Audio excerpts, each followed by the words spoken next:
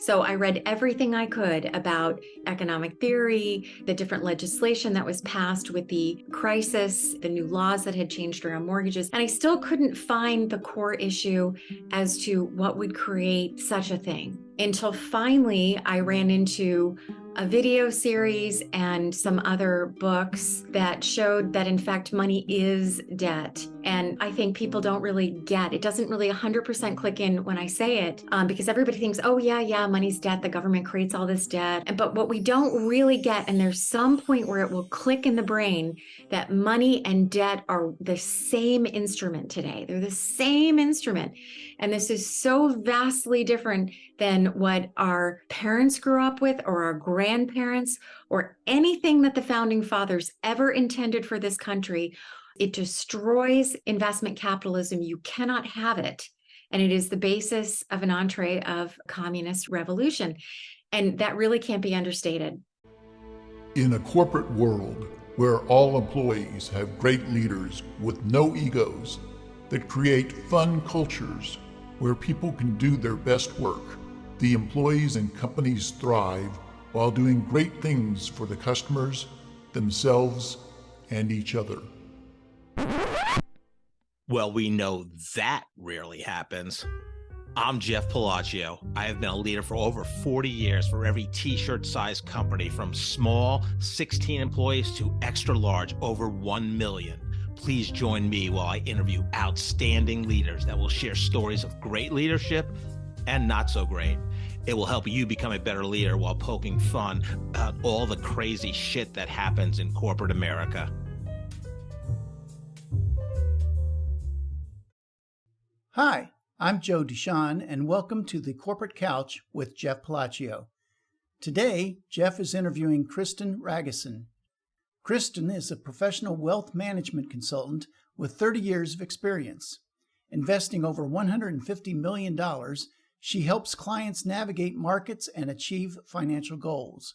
She is a certified digital currency professional and earned her master's degree from the Fletcher School of Law and Diplomacy at Tufts University. She is author of the book, The End of Scarcity, The Dawn of a New Abundant World. You can learn more about Kristen at KristenRagusin.com. Let's listen as Jeff talks to Kristen.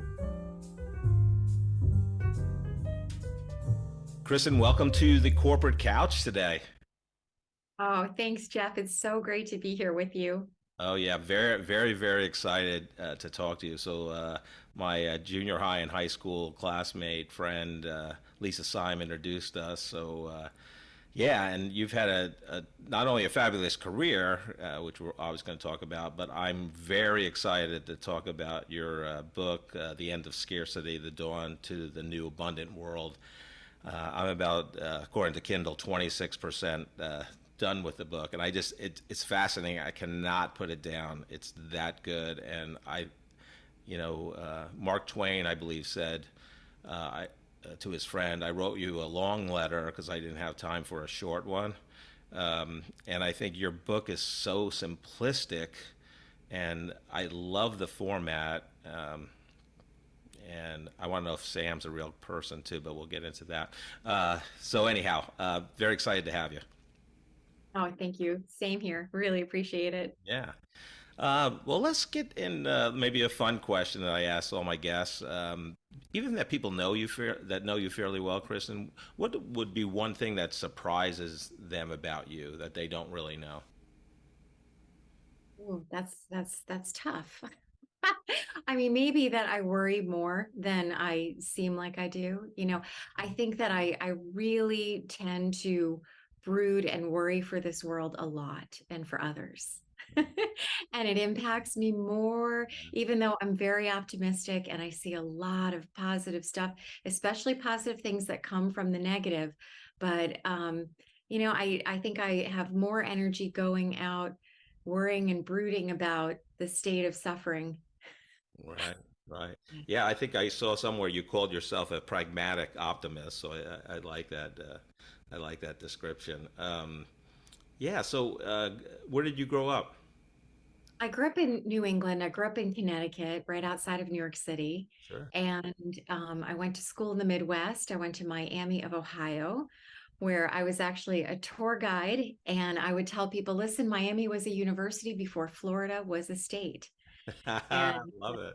yeah, right. Yeah. It's the first Miami, and then after college, I moved back to New England. I moved to Boston, which I had ironically really never been to, even though as a child I spent some time in Stockbridge and places like that. So I was a Yankees fan and a Red Sox fan at the same time, and did not know that that was like a faux pas or a Right. bad thing. I didn't know you could even do that. I grew up in New York, about an hour from the city. I'm a Yankees fan, but I didn't even think that was possible to be both. But Oh congratulations. yeah, my dad used to say to me, "Yeah, the Red Sox are a great team. They can be like our second favorite team." I was like, "Okay, Dad, sounds great." That's funny. I love that. So you talk about in your book how to earn your allowance, you and your dad would do. You would study about the stock market. So let's talk about that first. Yeah, my father was a very unique man, sort of a Renaissance man, looked a lot like Frank Sinatra, Oh wow. and even though he was tone deaf, and so when we were little girls, it was my sister and me, we had to earn our allowance, explaining to him how the markets worked and also learn vocabulary words. So my dad was in advertising and he would say, if you have a message and you can't sell it, it's as good as not having a message. Wow. And he also was very interested, to see what his tax dollars were buying in education. So I'd have to report, when he got home, and then he would let me know if it was good or not. And, so he even retaught me fractions, all these kinds of things. They really encouraged us that whatever we wanted to study, we could learn. The market was no it was definitely not off territory, and as we got older, that's what we invested and learned about the markets with him. Interesting. What other things did you love doing as a child growing up? Oh my gosh, I was sort of one of those really, I think happy children, in the sense of like I was so curious about the world. Definitely strong emotions, feeling things strongly. So I'm sure I had my good share of temper tantrums, but but loved, I was always curious about the world, and and I really felt like life was for us, and that each person was really almost like a unique universe. My dad had said to me also early on that if you miss an opportunity to learn something from each person you meet, then you've missed out. And that was sort of the basis of true sophistication, was learning something. Everybody had something who could share a beautiful message with you. So I really took that to heart, and life was often an adventure, sort of a wonderful place to explore. And I was never really that afraid of anything. Wow, that's tremendous. So what led you? You go to University of Miami at Ohio. Uh, Miami University, Miami, Miami. Miami. Yeah, sorry about that. Yeah. So for football fans out there, Ben Roethlisberger is a famous football player from that university. But then your majors are political science and anthropology. So what at 18 did you decide these are the two majors I'm going to have 4 years from now? No, yeah, definitely not. I think I always was interested in political science. I probably thought, when I was younger, I would become a lawyer or something like that. And, still very idealistic, thinking it would be for like human rights or civil rights or something. And I really enjoyed it. And I finished early. And when I finished college early, I was still there. I just decided I would do a second master's. And so I loved animals always. And so I decided, okay, I'm going to do anthropology, without realizing it was really another shade of political science. And so there are some things that are missing from it, but I would say that it's almost like the true economics, because you're looking at how society distributes power and resources. And so we have our political system. Anthropology is cultures. We don't like to talk about it, or we don't really acknowledge how much social engineering goes on, in all different kinds of ways, whether it's sort of the positive way that we look at it from families and cultures and cultural norms that we have that keep things sort of stable and predictable, but also keep people in that middle zone, right? You're not going to, if you drop below it, you're going to get arrested. If you go above it, people sometimes really want to bring you down. So that cultural norm is very important for a level of stability, but it also is the breeding ground for breakthrough. So as I really looked at these two areas, I loved them. When I left school, I just, I decided to waitress for a few weeks, and because I thought I was too goal oriented. My parents were sort of not too as excited as I was. And, it didn't last very long. I think I was still shaking in my bed thinking, oh no, how will I pay my bills? And then, just sort of being competitive, much more competitive at that age than I feel now. But I then started the job hunt in 1992 when we had a recession. And I just started looking at all the jobs and seeing how many I could get. That was sort of my mentality when I went into these interviews, instead of thoughtfully thinking, where my talents best meet. And I was always sort of deeply connected to, the greater sense of God or the divine, however we want to define it. And so I was definitely saying, put me where I can serve, show me how I can serve. That's my main goal. You let me know where I need to go and I'm going to go. And I first went to a Merrill Lynch office in Boston. And this was in 1992 when they would send women home for wearing pantsuits. Even back then, it doesn't even seem very long ago, but I had some experiences where they sent women home for wearing pants, and I remember sitting there in front of the guy. He was a big burly guy, and he just looked at me and he said, "What makes you think you could do this? This is ridiculous." Wow. And I thought to myself, well, that's ridiculous. I'm going to get this job whether I want it or not. I'll show him. So 31 years later, I'm still in the business. And, I remember when I got offered the job, and I looked pretty young when I was 22. I remember thinking, gosh, how stupid. I'm going to just have to quit in 2 weeks, And it was a tough environment. They'd throw a phone book at you, and you had to, if you didn't pass your Series 7, you were fired right away, no second chances. Wow. And then on top of it, I was in an office where they were closing. And this is just when asset management was coming in. So they were making the crossover from selling stocks and to actually being paid to bring money in and become a professional financial advisor and planner. So really, leave the tough end of the business was starting to die away, and the beautiful, more profession was coming in. But at the same point in time, we had to bring $10 million in during the course of 2 years, and that was 92 to 94. And you'd have goals where you had to meet every Friday of bringing in new clients.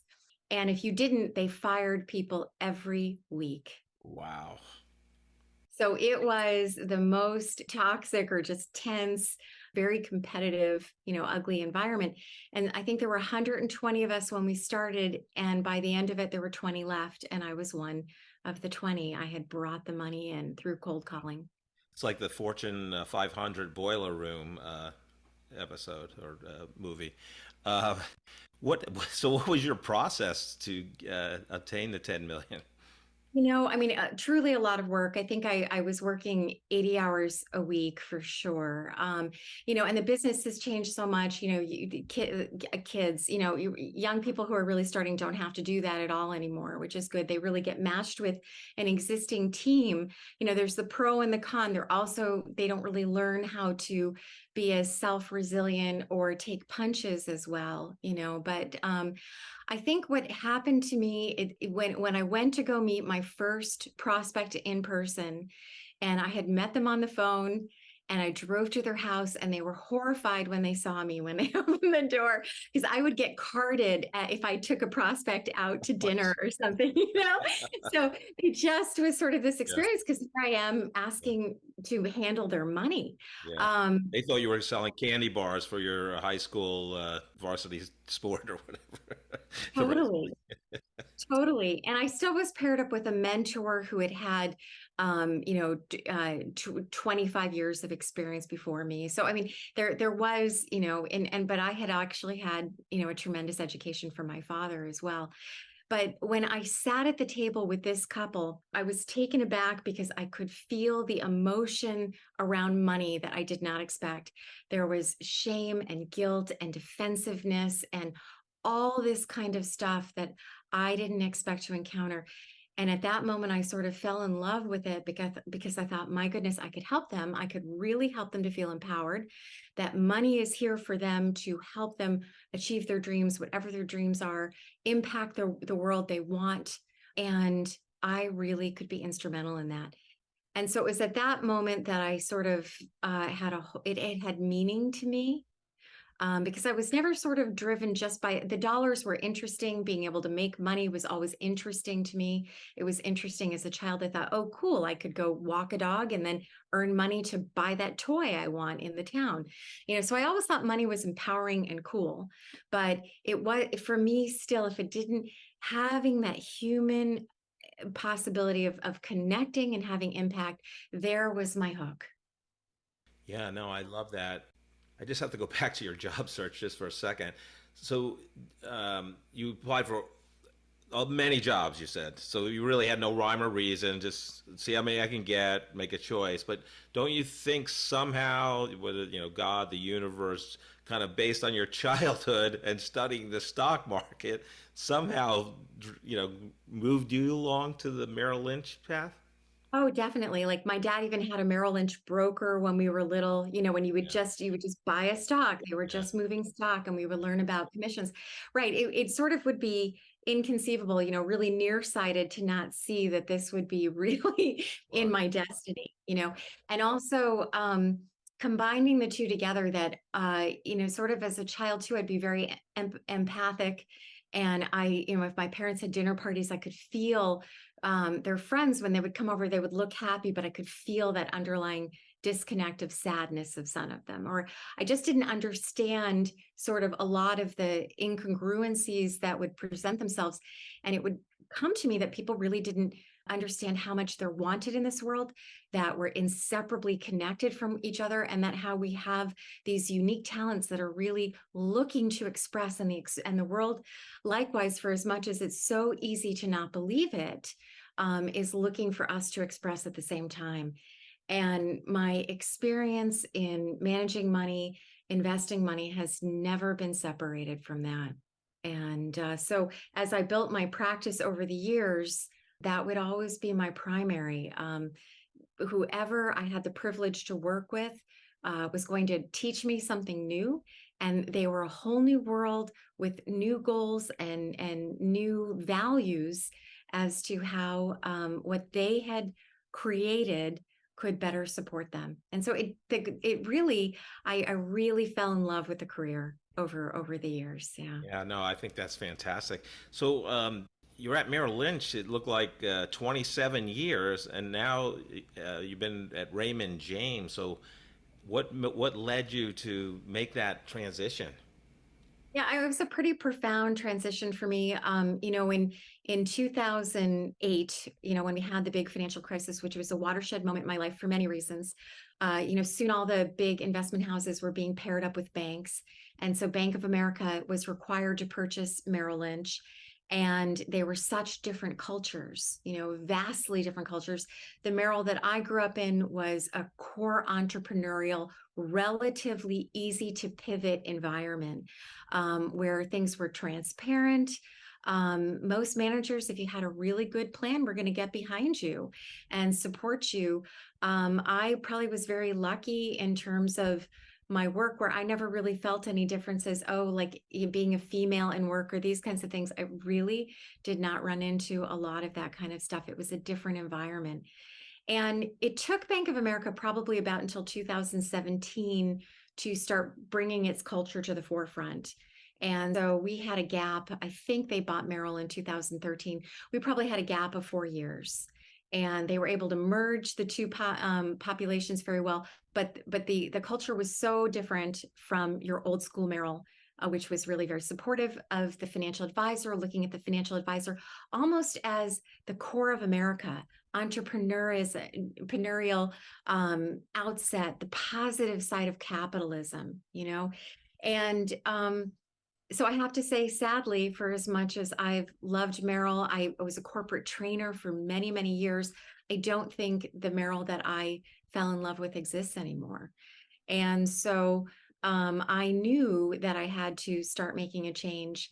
And I think that Raymond James actually embodies a lot of what Merrill intended to be at the beginning. So we just have a lot of shifts going on in corporate America.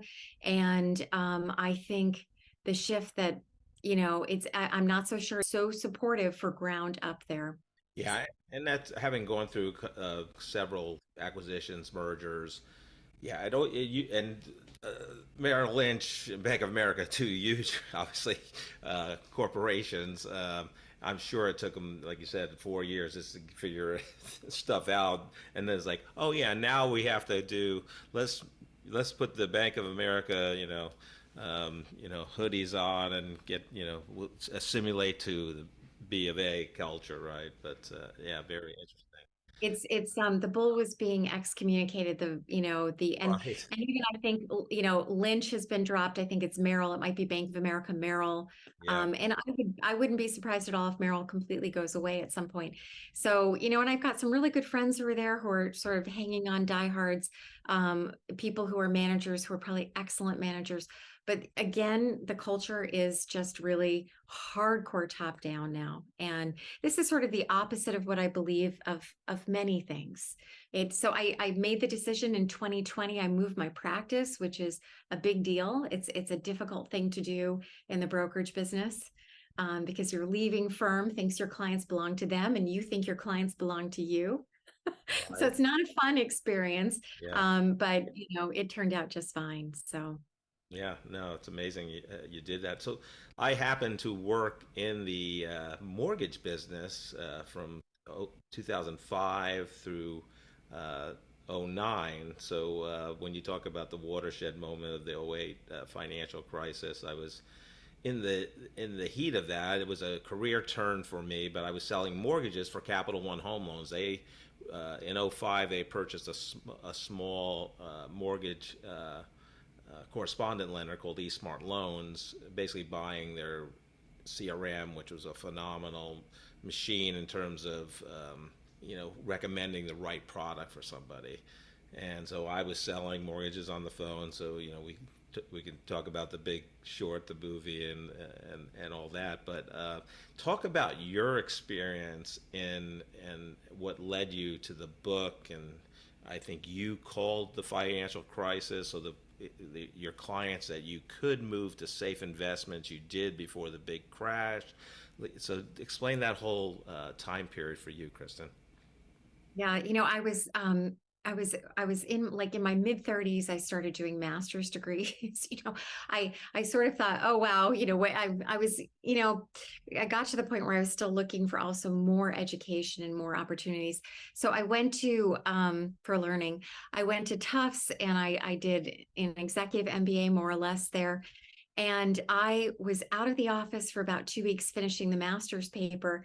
And when I got back to the office, I think there were senior floating rate funds or some short term securities that were sold in quantities of like 25,000. AAA paper would have a maturity of 3 months, right? And at that point, people were using them to prepare for a mortgage closing, and they would just park their down payment into those things. They were highly liquid, like commercial paper should be, or stuff that makes up money markets, right? And we were, for whatever reason at that time, buying them ourselves in pieces. And I had X number of them on the books. And when I came back, this stuff kept the share price of $1. I mean, it would not budge, just as if you saw your cash position in your account and you said, whoa, why is it not at $1 a share? Is it at 92. And so that stuff started to fall in price, which was highly alarming. And interest rates weren't going down. Pardon me, they weren't going up. So there was no reason for it that would be discernible. And then I noticed, sort of as I was watching day to day, Merrill Lynch was selling off assets. And they were raising capital. There was a new preferred issue. Another bank had a new preferred issue. I just saw a tick up in capital creation that seemed odd to me. And then I think they sold the insurance company off, and I thought, that's weird. There's your highest, revenue producing margin. And then the confluence of these events together, I was saying to my business partner, something's off here. This looks really bad. And then I called the desk in New York, the bond desk, and asked them the question about the short-term paper. And they said to me, in their normal rough tone, don't worry about it. It's nothing, it's not a credit problem. It's just a liquidity problem. And I said, so wait a second, you're saying that there are too many sellers for buyers.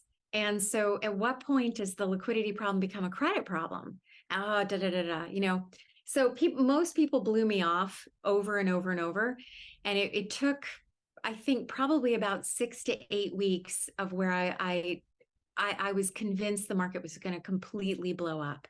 And at that point, I was headed to Jordan. I started a second master's at Boston University, and I was doing, I think, a Israeli-Palestinian peace conference thing to get a mediation certificate from the UN. I mean, this is the stuff I found fun, right? Wow. Yeah. I thought, that would be cool. Who gets to do that? I'm going to go do that. So I was going to be away for 3 weeks. So I was just getting prepared, and I was absolutely convinced the market was going to explode. So I sat down a couple nights before I went away, called every client, and probably about 80% of them, I moved 100% out of the market. And then I went to Jordan, and the market went up every day. It just went straight up. And I was like, okay. Yeah. There you have it. It doesn't get any easier. Doesn't matter how long you do this. It just is what it is. And the only, I still am always appreciative when I feel like I do the right thing, even if I'm wrong. Then, when I came home and this thing started to completely rip open, it took my breath away. I have never seen a market devastation like that. And it was different.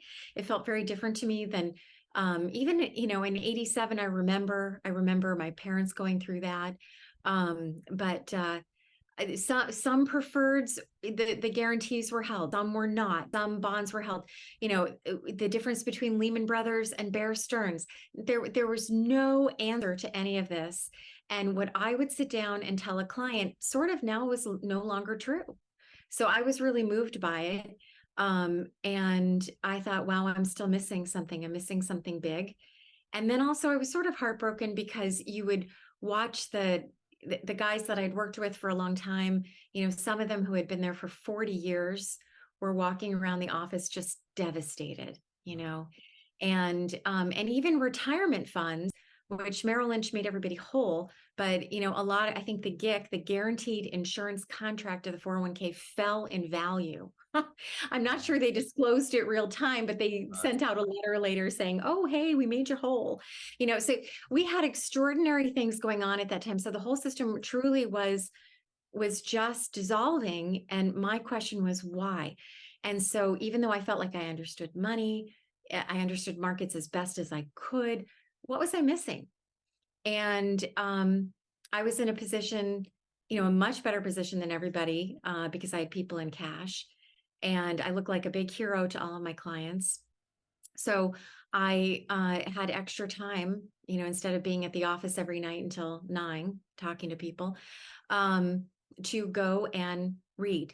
So I read everything I could about, economic theory, the different legislation that was passed with the crisis in terms of, was it that they were lending to, the new laws that had changed around mortgages. And I still couldn't find the core issue as to what would create such a thing until finally I ran into a video series and some other books that showed that in fact money is debt, And I think people don't really get, it doesn't really 100% click in when I say it, because everybody thinks, oh, yeah, money's debt. The government creates all this debt, or, oh, people use credit cards. But what we don't really get, and there's some point where it will click in the brain, that money and debt are the same instrument today. They're the same instrument. And this is so vastly different than what our parents grew up with, or our grandparents, or anything that the founding fathers ever intended for this country. It destroys investment capitalism. You cannot have it. And it is the basis of an entree of a communist revolution. And that really can't be understated. So when I started to see that there was no such thing as a dollar that existed out there, I mean, cash exists, 3% of the money supply is cash. But the dollars that we use with one another are totally 100% someone else's debt. And typically the vast majority is created as mortgage debt, which is still a problem. It makes a really big difference what kind of debt creates that the dollars come into existence from. And they don't come from the Fed this way. They come from the commercial banks. So the commercial banks are making 100% of our usable money supply, or 97 to be really specific. And they don't have reserve requirements. I mean, we're not on a fractional reserve system anymore. We're formally not since the COVID era. That was the reserves went to zero, I think, in March of 2020, but largely before that already they were. There were high requirements before reserves were required, and certainly in other countries much lower than in the US. But if people don't continue to do consumer borrowing, we get a total collapse of society, because we get a collapse of the money supply. And this is profound. Yeah, like I said, reading your book is just fascinating. And I was first exposed to this. I don't know, you know, or have heard of James Altucher. He wrote the book Choose Yourself. But he's kind of a very successful businessman. He's very transparent. He has his own podcast called The James Altucher Show. He formed stockpicker.com in the internet bubble. So he made millions of dollars, lost millions of dollars, was on drugs. I mean, he's very transparent on his journey. But he exposed me for the first time, and the American dream was to build a house and set roots, and obviously mortgage is part of that. And it wasn't a conspiracy, but he said the banks and the government, they wanted people in the 50s, post World War II, to stay in the same place and build out the factories and that our whole society. And he was the first person that I read that said, you should rent a house. You shouldn't, they wanted you to, to stay in one place and limit your freedom, basically, because you have this mortgage. And so it's an interesting take. And I tell my adult children, I said, well, you don't have to buy a house, because you can use that money that you would have, in terms of a down payment, and use it for, investments, cash flow, rental property, to actually have your money create velocity, right? So that he was my first exposure into that. And your book obviously is much broader than that, but I think it's fascinating. Yeah, no, I mean, I think it's really an interesting and insightful sort of lens, because I think it's naive to not acknowledge how much social engineering we have in the world. And the good side is culture. I mean, all the wonderful things that the rituals, or just, traditions that we have, these kinds of things. But also there is social engineering. Definitely a lot of it is for control, organizing big portions of populations. I think that the more that I've looked at it, I so believed that, there was enough money for everyone. The American dream was absolutely attainable for everyone, and that the era of kings and queens were over. Unfortunately, I think that's really not true. But at the same point in time, it's still possible. It's easy and readily possible. And it has been true for definitely intervals over the course of history, without a doubt. Because monetary history simplifies history a lot.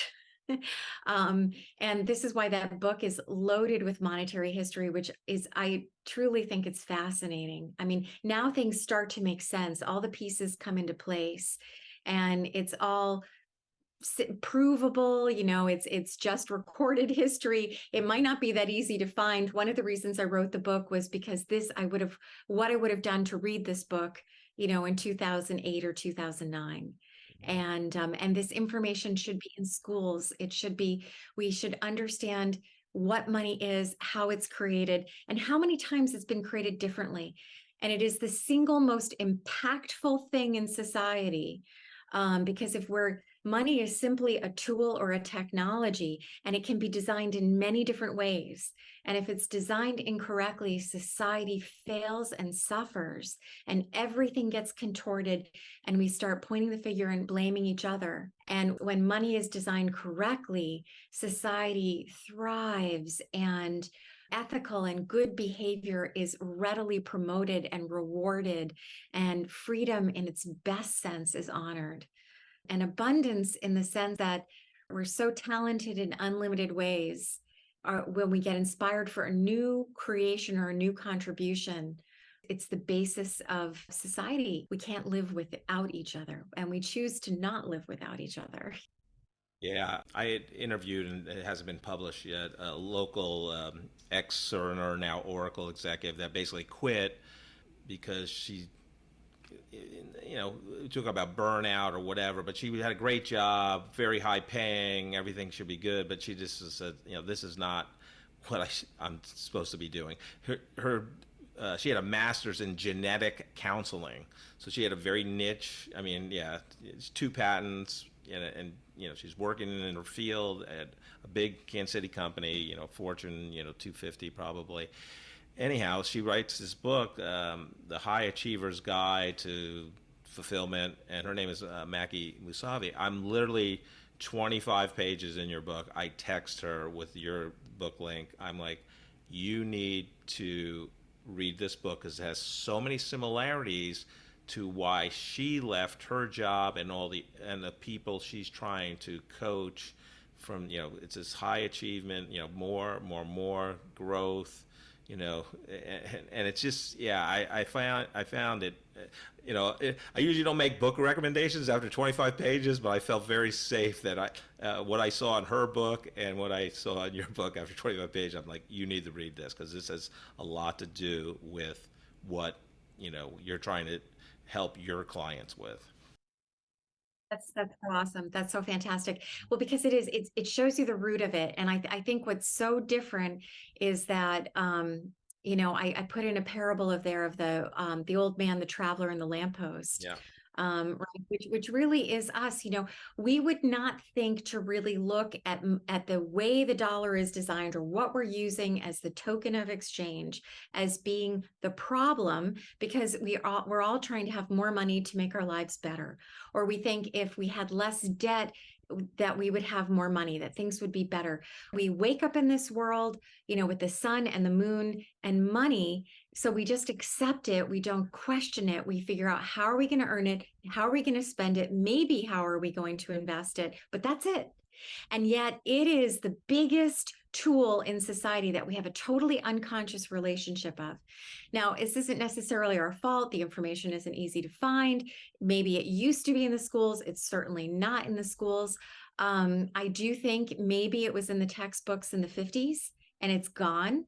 It's not in there. It's one of the reasons why even the most lauded economists today are often wrong, because they have no clue about money, but they just know about the economy. And so that's like saying, I'm a car mechanic. I only know about the car, but I have no comprehension of gas or fuel or energy. Zip. Right. This is the problem, where then we say, oh, greed, it's human nature. You're never going to work this out. The problem is economic. It's capitalism. We need a different system. The problem is, political. Oh, it's this guy's bad, that woman's bad, da, da, da.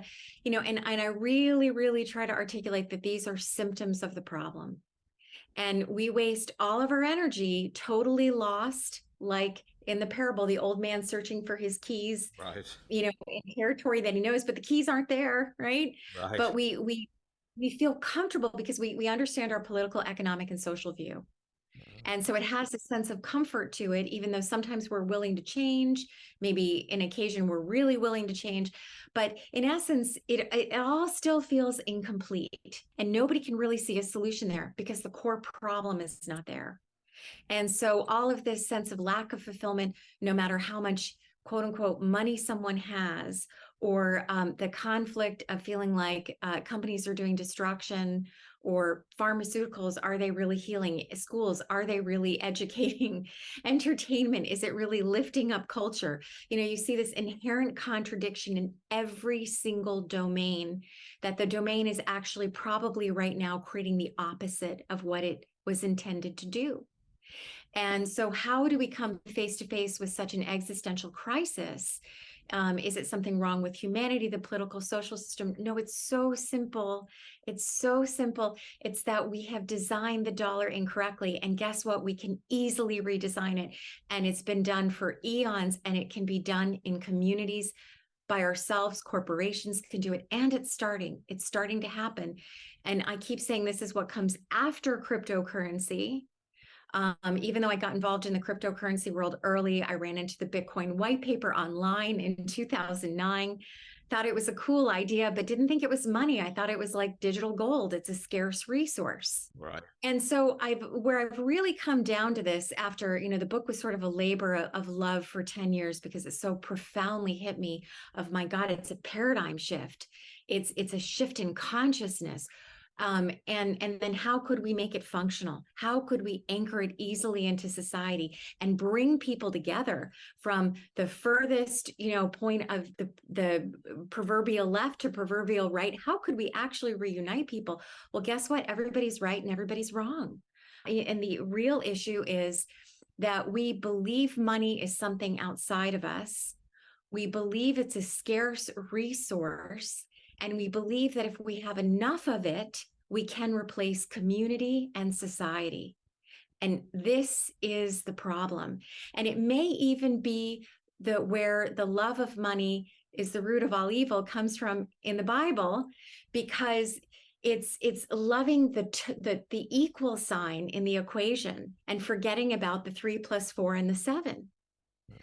Money is just like the telephone or the car or the computer.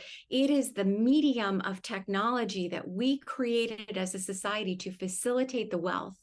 The wealth is the transportation that the car provides, the conversation, the bringing the community together that the phone, the computer provides. And so when we misplace the value of contribution, when we conflate it with money, we are now led astray falsely and to really devastation, because now everything can be perverted and contorted, and that's the world that we're living in. And we look for someone to rescue the system, when in fact, when we start to come back to the reality, oh my goodness, the money has no value other than what it can buy, which is somebody else's contribution. And it doesn't come into existence for me unless I contribute to somebody else. Right. So when we start to get that shift of mind, we start to now anchor into abundance consciousness. We all really have the desire somehow to serve or create something and for it to be received by others. That's sort of even how we get a greater sense of knowing ourselves. And now we're start to be back on the path of the right philosophy that, my gosh, money actually isn't that important. It's just a technology that has to be created correctly. And when it is, it comes in and out of existence correctly in the right amount. And it can be easily captured by those who are contributing and also still retired. Retirement is still 100% possible when you do money correctly. Yeah. And another reason, I think, well, a couple things. First, I had a double major at Manhattan College in the Bronx, finance and information systems. So I double major. So I feel like an idiot saying this, but in your book, you say, the Federal Reserve Bank is about as, government regulate or government tied to the government as Federal Express. It's separate, it's private. I'm like, oh God, it's terrible to admit publicly, but here I am. But and something you just said made me think something else in your book. You said we are not free to be inspired or creative and really to find our purpose that way, right? And I think and that's another reason I after 25 pages, sent Maggie a text to let her know she needed to read the book. But now, you wrote the book. It was published in 2022. If you could add something in, that you found out since then, that when you finished the book and, months later got published or whatever the time period is, what's that one thing you would add to kind of clarify, or what's the biggest question you usually get, or maybe that's separate questions? Yeah, I mean, probably to address the central bank digital currencies, the CBDCs. That's an important thing. Even and regular banks are starting to address this. Raymond James, which is a very conservative company, and of course, everything I'm saying is just my own views, has Right. nothing to do with them. They just recently, for the first time to my knowledge, published anything on the CBDC. And so, and it's a big deal. So the book ironically was finished in 2017, and I had to rewrite it a couple times because a lot was coming true. Bank of America actually would not allow me to publish it. It's another reason why I left Merrill, and I gave them the cartoon version that hasn't been published yet. It was another sort of sad statement to me because we're regulated. We have out if I were to teach a yoga class, I have to submit it and have it approved for an outside business activity. So it's not, they didn't even read the book. It's just because I was a separate person having an opinion about currency that the whole organization, which your friend Maggie would really appreciate, it entraps the idea where the organization ends up as an institution going against the growth and positive creations for humanity. Like, this is a book that would even help Bank of America because it could help so many and even undo some of the really negative PR, foreclosing on people and all these other kinds of things. And in 2018, I was out in India getting ready to do a pilot of production-backed local currencies in villages, because I would walk around these villages. I spent also a decent amount of time in India, and I would say, my God, these people are not poor. They have family and religion and tradition and history and skills and talents and wisdom and resources. They just don't have money. Let's help them issue their own credit and their own legitimate form of money. So I do think we're on the precipice of the greatest revolution in money that modern man has ever seen. It's coming. It's already started in the world, but and it is mirrored in the age-old battle between freedom and control. The United States definitely was birthed for monetary freedom, more so than religious freedom. And the founding fathers were all in debt in England. And they came here and they created a proper money system that a lot of it has been written out of history. But Franklin, in fact, himself knew that money needed to be backed by labor. That's backing rather than silver or gold that's scarce. I mean, you can have silver backed gold money perfectly fine, but it can't be the only form of money because it's still going to be too scarce. Right. And especially for our world today.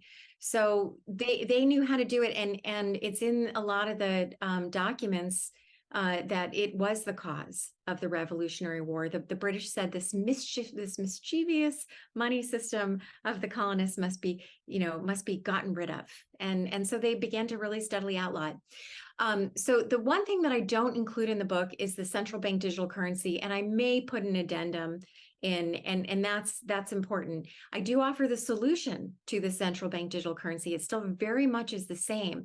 And the central bank digital currency is highly questionable, in my opinion. We're going to see formal banking institutions say positive things about it. It's that all of our digital dollars will go to a new form of digital dollar that will be directly issued by our central banks. So today, money is created. We have access to credit because you can get a mortgage at a bank, right? And that's a positive in the sense that we want a competitive marketplace. We want to have choice. As if I'm starting a legitimate business, I want to have the access to capital. But since the 80s, a lot of that has been skewed as the vast majority of loan creation is consumption. I think almost 80% of it.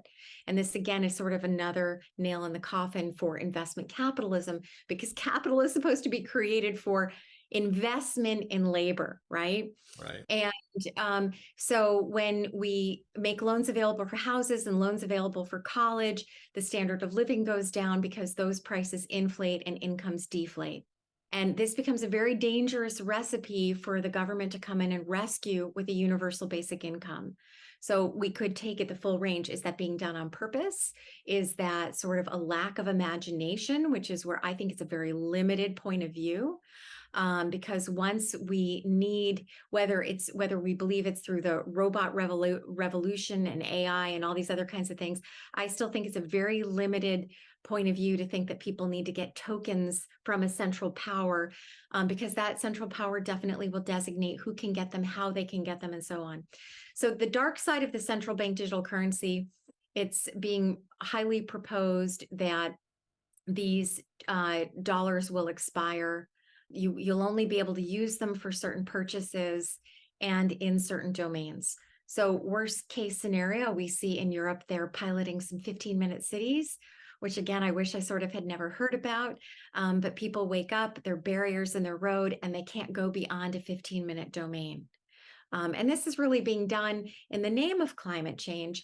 I really do think it's more for control. And if someone's mother lived outside of that paradigm, they would get like 2 quotas a year to go and visit them. The electric cars would be able to turn them off. Wow. Your QR code wouldn't work beyond your carbon footprint, these kinds of things. Wow. So we do have systems like this being built right now. There's a credit card in Sweden called Duconomy that people right now voluntarily set their carbon footprint, and then it's shut off. I think if this comes really into existence, I don't think it will be voluntary anymore. I also would not believe that carbon credits would be voluntary. I think we'll have all kinds of taxes. And even if there is some type of positive in it to clean water or to plant more beautiful farms that are in line with nature and these kinds of things, if it's really about the earth, I think the power will be so centralized that it's highly unlikely to me that it will be really about freedom and growth of the human spirit and evolution of our consciousness and having a beautiful life. So it's a big concern. The head of the Bank of International Settlements that runs all the 57 different Federal Reserve systems in the Western world has said already it will be total control surveillance money. So people have to get more educated about it. I think that the more we understand what a central bank digital currency is, would it get rid of the big banks? I think it might. Everybody would have an account with the Federal Reserve, the Go Direct. And if they don't like what you say somewhere, your account will be turned off. A whole bunch of negative ramifications.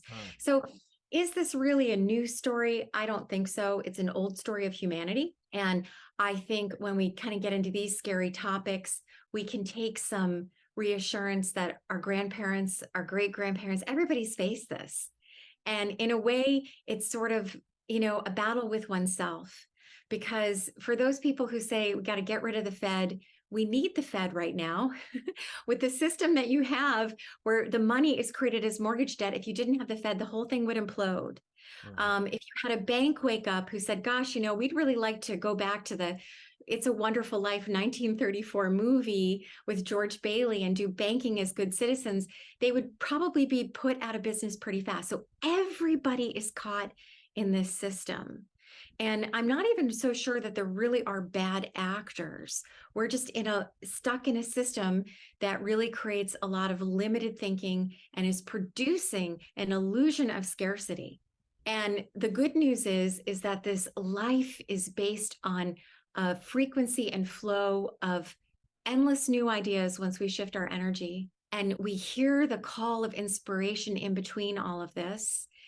And so if the central bank digital currencies are coming, there's probably not a lot someone can do to say, hey, and stop them. But we certainly could have big dialogues about where the parameters are, what we're going to accept, because we'd sort of wake up one day and our dollars now would be CBDCs. It's not like someone could choose to have their money on the system or not. But as we build parallel systems, or you have what I call the full democratization of the creation of legitimate money, now it really doesn't matter what gets created because there's lots of choice. I think we're going back to a world where we're going to see, and this is very hypothetical, I think we're going to see Amazon, Apple, all these big corporations start to issue money, their own Amazon money, their own Apple money, and it will be backed by a certain amount of products and services. You see it in the point system. Amazon has a new thing where when you buy a book, on Kindle, you get credits. And so they're already starting to make that internal system exchangeable for goods. And the problem is when we create money out of mortgage debt, it devalues the dollar so significantly. It devalues our contributions, and people with legitimate businesses can absolutely go out of business because they can't capture the dollars that are too scarce, not circulating where the people are doing real work. Right. So that's really where the first 3 chapters of that book, I really try to nail this home. And sometimes I think those chapters need to be read like 3 times, and then it clicks in like, my goodness, if we use debt as money, that debt is literally our money. What we don't understand is that when those debts are repaid, that the money is gone. The money is extinguished. And so this is what created 2008. It wasn't irresponsible lending. It wasn't borrowers borrowing beyond their means. This was part of it, but it was not the root. The root was that we were using mortgage debt as money, and that as soon as the debts are repaid, there is not enough money circulating for people to capture it, to keep paying their mortgages. And you live in a house of cards, or like that 1994 movie with Sandra Bullock, Speed, where we have to go as fast as we can. And when the bus stops, it blows up. So the booms and the busts in our world come from using consumer debt as money, which is extinguished when the debt is repaid. It's inane. Yeah. Yeah, there's so many things I want to comment on. I will say, being in the mortgage industry, '05 to '09, and I didn't see the financial crisis coming, but I would do 6 loans for the same person. Homes are appreciated at 30 to 40% a year, and I would say that these people are using their homes like ATMs. I mean, it's just incredible. Even California, I think Governor Newsom just flew out a trial balloon saying that home equity now should be taxed. We've heard sort of some of these crazy things already before, or that the value of your portfolio should be taxed. I mean, there's a reason why realized gains are taxed, not unrealized gains. Right. So again, this is sort of the whittling away of freedom, because your freedom is totally tied to private property and the ability to create wealth through your own contribution. And then to have the responsibility of investing the value that you contributed that's stored in dollars properly so that it supports the whole system. Because we're totally unique individuals with unique talents and separate, but we're also totally connected and inseparable from one another. Mm-hmm. So communism can never be the solution because it creates just death. It creates the stop of the whole system. And I do think a lot of young people need a whole host of mind opening around this today. But also, we don't really have the experience of totally valid capitalism, because we've had corporatism and finance capitalism and now surveillance capitalism and a whole host of other things that are not the system that we have been sort of told, believed that we were on. So our judgment is really quite unfair because the system itself does not exist, but it's easy to bring back into place. Yeah, corporatism, I don't know, I'm familiar with that, but something you said earlier too about, you prevented, your book was published or finished in 2017, but since, Bank of America didn't allow you to even teach a yoga class, I've worked for, 12, 13 companies, every t-shirt size from 4 employees to over 1 million, everything in between. And I think the craziest company rule is you can't have a second job. Because you would get rid of me in a second, bad earnings, the company gets bought, or whatever. There's no guarantee, but you're preventing me from having multiple sources of income, which I think is crazy. Also using the talents and what you learn in your own current job to even better everybody else. Right. I mean, if I'm able in those years to go into schools and already teach how money is being created, or to help high schools do more alternative systems so the kids could do time banking, a whole host of things. My big goal right now is really to get to farmers and to local counties and regions and say, hey, farmers raise money in the winter through their farm shares. Like you can give a farmer $400 or $500 in the winter, and then during the summer you go for 12 or 15 weeks and get your box of food. Why wouldn't that be an alternative local currency? Right. And in Massachusetts we have the Berkshires, which is going on the blockchain soon. And I was talking to them saying, why isn't it backed by, there are lots of farms in the Berkshires, by food produce. And they said that they do have a goal to eventually get it there. That the reason why we want to back money by some form of labor or some form of product or service is that the value it has, right? So a lot of people say, oh, do you mean barter? Is this barter? And I say, no, we're bartering now. Like if I'm going into a Starbucks or a local coffee shop, I'm still bartering investment services that I previously gave stored in dollars, and I'm in exchange for coffee. It's just that the money monetizes it, right? Right. So it makes it fungible. It's the equal sign. But the problem is when the dollar is someone's mortgage debt. So every single dollar that we see, every dollar that's not made out of paper, it represents a debt that not the government created. I mean, some of it, but vastly it's mortgage debt. And so when the Federal Reserve creates reserves, that's largely used for check cashing. It doesn't really control lending. I mean, this is just nonsense.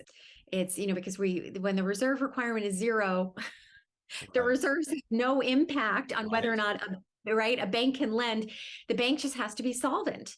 And it's solvent according to the Bank of International Settlements formula of the CAP, the capital to assets ratios. And the formulas can be more complicated, but basically banks have to have 8% of equity per $1,000 of loans. So $8 of equity per $1,000 of loans is not a lot.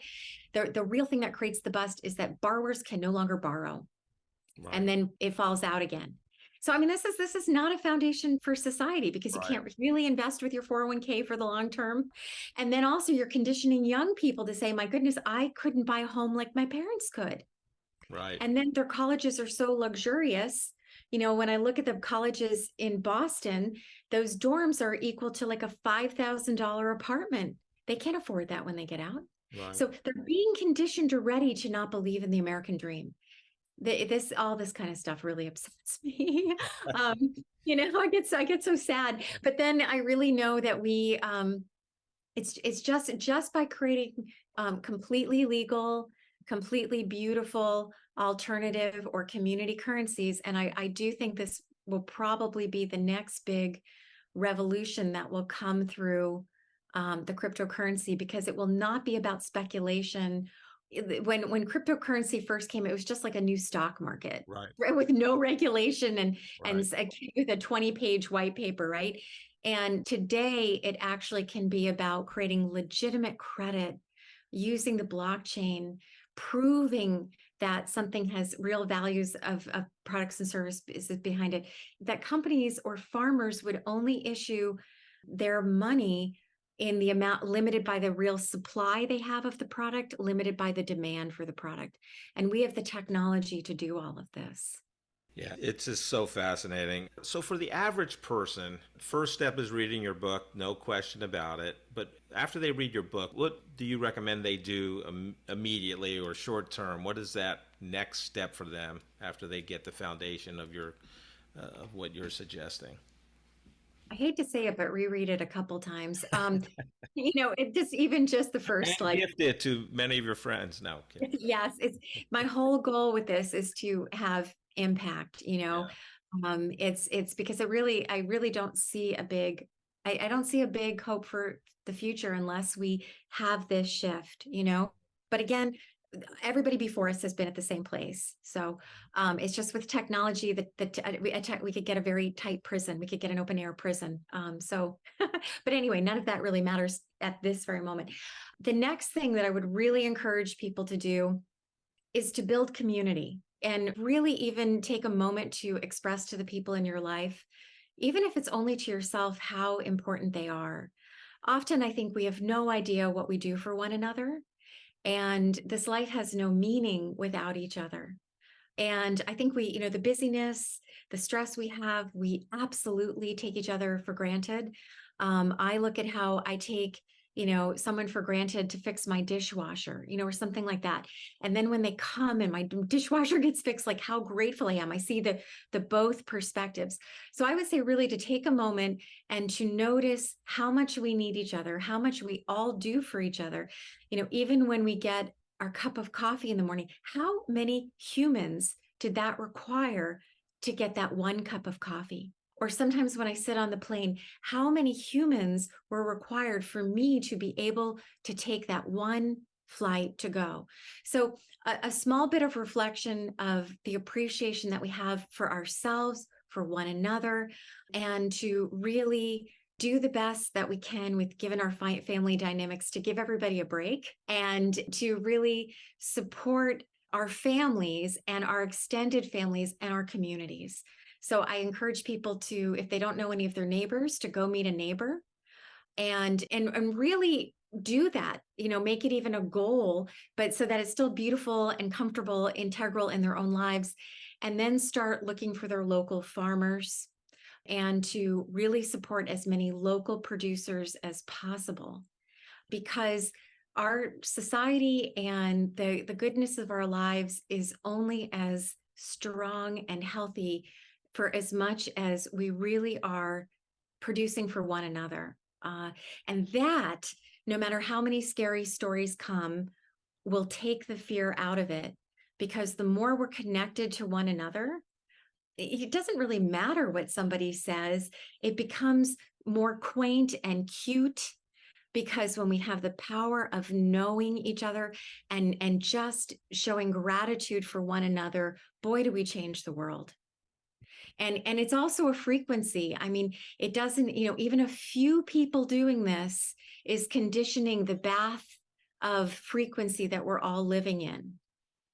That's probably enough. Read the book, get the few concepts, right? And then really just, honor and be grateful for your family, your friends, your community, any kind of community. And for people who really feel alone, to know that they are inseparable from this fabric of humanity. Every baby that's born makes society more valuable. Right. And so that, I think, changes the tide. And then from this, we can actually more readily put these new systems in place without fighting anyone. It really stops a lot of this polarity. Kristen, I love your book. It's an honor and a pleasure to have you on the corporate couch today. I'm going to gift it to as many people as possible, and I can't wait to get your episode out there and promote your book. So thank you so much for being on the corporate couch today. Oh, thank you so much. Thank you, Jeff. It was so much fun, and we only can do it together. So I appreciate it so much. Thank you. Have a great rest of the day. I just love talking to Kristen. We don't use the video for the podcast, but her energy and just what she exudes, I mean, you can tell she's just a genuine person, just trying to help people. I was a double major in college, information systems and finance. I got my MBA in finance, and just the ahas that, in our book and our conversation, but the Federal Reserve Bank is as much a government entity as Federal Express, and that's FedEx for all you millennials out there, FedEx. But money equal debt, debt equal money. Only 3% of the money supply in the U.S. is cash. I mean, and this is kind of an outlier episode because I talked about her career and her career journey, but the book is just amazing. It's a brilliantly researched and beautifully written book. It really is. I mean, I'm almost done with it, and I can't wait to get to the end to see. It's just amazing how much research, and the beauty of the book is it's a conversation and events between two friends. Yeah. So I don't know. It was just amazing to me, and I I am not going to I will recommend that book to everyone I talk to. Everybody in our audience, it's on Amazon. Do a search on her name. You'll find it immediately. It's a great book. It's great. And I'll put it in the well, there's that too. Yeah, I'll put it in the episode notes too. What did you get out of the episode, Joe? I was fascinated by the concept that she had about money is the same thing as debt, where she talked about that Benjamin Franklin had the original concept that money needs to be backed by either products or labor. And that goes back to a conversation that I remember having with an economics professor of mine in my MBA program, where he said that a lot of people talk about what is man's greatest invention. Is it the wheel, or is it fire, or is it something else? And his argument is man's greatest invention is money. And he puts it this way. He says, imagine that you have a society that is isolated on an island or something, and half the people are farmers and half of them are fishermen. And so they bring their goods into the local marketplace, and the fisherman brings a fish and the farmer brings a bushel of grain. And so they have to barter with each other. Well, what is each one worth? Is a fish equals a bushel of grain, or is a fish equals 2 bushels of grain? Or is it a bushel of grain equals 2 fish, or what is it? And he said all of that is solved by attaching a monetary amount based on supply and demand to the individual products, so that a fish now is worth X number of dollars, a bushel of grain is worth X number of dollars, and you measure your transactions in that money rather than in a true bartering situation. So I think that's what she's talking about by saying that money needs to be backed by either products or labor, and it's not a good thing that it's being backed right now by or being essentially the same thing as debt, or the money is invented by banks with debt. I think that's the message that she's trying to do. I haven't read all of the book yet, but I do encourage all of our listeners to buy or download a copy of it. It's apparently a great book. Yeah, absolutely.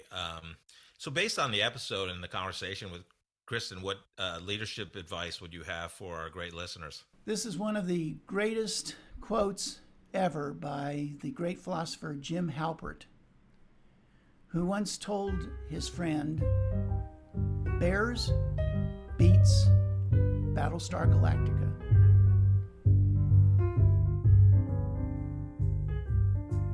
Thank you so much for listening to this episode of The Corporate Couch. If you enjoy the podcast, I would love for you to take 2 minutes out of your day to rate us 5 stars and write a review. Please join me next week to learn from another great leader sharing their professional journey and insights.